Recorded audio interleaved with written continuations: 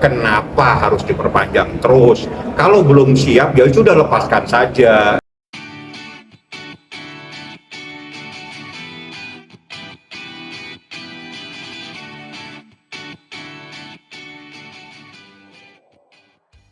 Assalamualaikum warahmatullahi wabarakatuh dan selamat siang teman-teman semua. Ini kita dalam keadaan sehat walafiat. Kemarin saya sudah bertemu dalam terkait dengan persoalan lainnya. Jadi sempat saya ngobrol lama sama dia juga. Ya kita harus jelaskan kepada dia proses hukum terkait dengan adanya penahanan tersebut. Jadi penahanan ini diperpanjang lagi menjadi 30 hari sehingga berakhir pada tanggal 1 Juni tahun 2025. Jadi itu adalah perpanjangan penahanan yang ketiga kalinya. Jadi ditahan pertama 20 hari, diperpanjang 40 hari, dan diperpanjang lagi 30 hari. Pertanyaannya kenapa diperpanjang? Karena ancaman hukumannya adalah di atas 9 tahun dan itu dibenarkan sesuai dengan pasal 29 KUHP. Jadi kalau aturan sesuai, persoalannya kenapa harus diperpanjang terus? Kalau belum siap, ya sudah lepaskan saja. Ngapain dipaksa-paksa perkara seperti ini? Itu saja yang saya minta.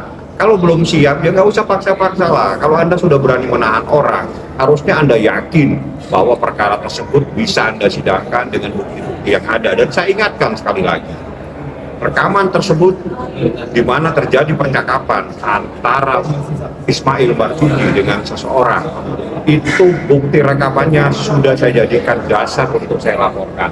Sehingga di dalam proses pemeriksaan di mana rekaman tersebut disebut-sebut dalam berita acara pemeriksaan, sudah saya nyatakan di dalam BAP tambahan bahwa rekaman tersebut adalah rekaman yang patut diduga adalah rekaman ilegal. Dan saya laporkan kepada kepolisian supaya yang merekam maupun yang menyebarluaskan supaya diproses. Artinya apabila bukti rekaman tersebut dijadikan dasar untuk melakukan proses hukum, dijadikan dasar untuk laporan polisi ini, dijadikan dasar untuk melakukan penahanan dan atau menjadi bagian dari berkas perkara, maka saya tegaskan rekaman tersebut saat ini dalam proses hukum dan patut diduga rekaman tersebut adalah rekaman ilegal sebagaimana yang dilarang dalam pasal 31 dan penjelasannya menyatakan bahwa rekaman itu tidak dibolehkan kecuali yang melakukan perekaman itu adalah penegak hukum, aparat penegak hukum seperti itu. Tapi respon kita sendiri saat diperpanjang? Ya, Niki harus saya jelaskan. Jadi bukan itu. Niki sendiri ya kalau memang ini harus bergulir ke persidangan, ya gulirkan aja gitu loh. Tapi kalau belum siap ya sudah segera lepaskan. Kenapa Anda harus menahan orang kalau Anda sendiri masih bingung cari bukti? Gitu loh. Jangan main-main lah dalam proses itu, ya. Dalam artian itu berarti sudah 3 kali perpanjangan masa penahanan, kemungkinan akan P21 atau malah bebas? Saya nggak tahu, tanya ke penyidik ya, karena itu urusannya penyidik. Yang jelas penahanan tersebut adalah sesuai dengan pasal 29 KUHP karena ancamannya di atas 9 tahun. Yang jadi masalah bukan itu. Yang jadi masalah kenapa perkara yang seperti ini dengan yakin sekali, kenapa Anda masih mencari bukti, masih mempersoalkan bukti-bukti. Salah satunya terjadi penyitaan beberapa waktu yang lalu terhadap salah satu objek yang sebetulnya tidak ada relevansinya, tapi ya itulah menjadi kewenangan daripada penyidik. Jadi saya sampaikan yang dijadikan dasar untuk melakukan laporan itu adalah rekaman percakapan antara seseorang dengan Ismail Marzuki.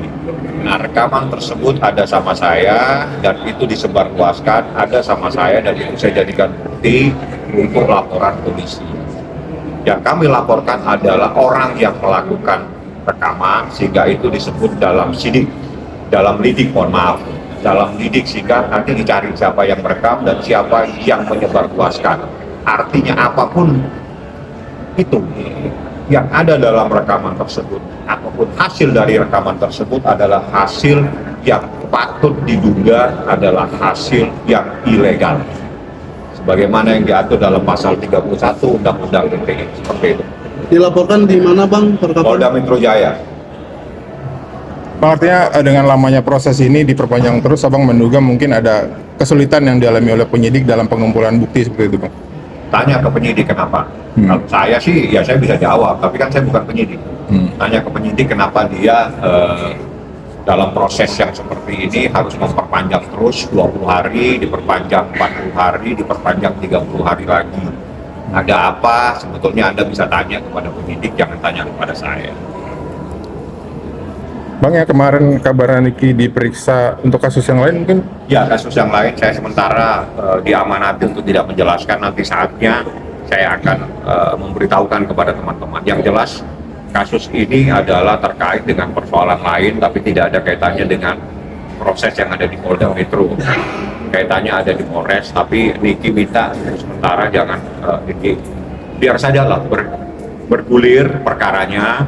Nanti di saatnya akan saya sampaikan yang dilaporkan siapa dan prosesnya seperti apa. Pemeriksaan berarti udah selesai kemarin? Tadi Niki udah diperiksa kemarin Di Polda? di Polda.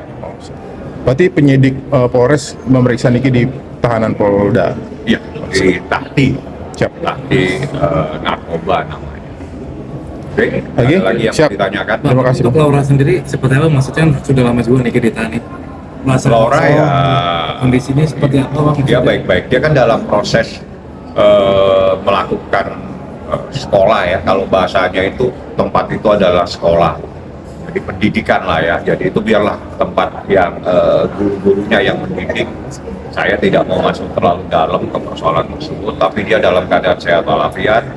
Ya teknis dia bisa berkomunikasi dengan ibunya itu saya nggak tahu. Yang jelas semua komunikasi dengan anak itu selalu melalui salah satu orang kepercayaan ini. Saya memanggilnya Mbak Ati. Teh Ati lah ya kita manggilnya, bukan Mbak.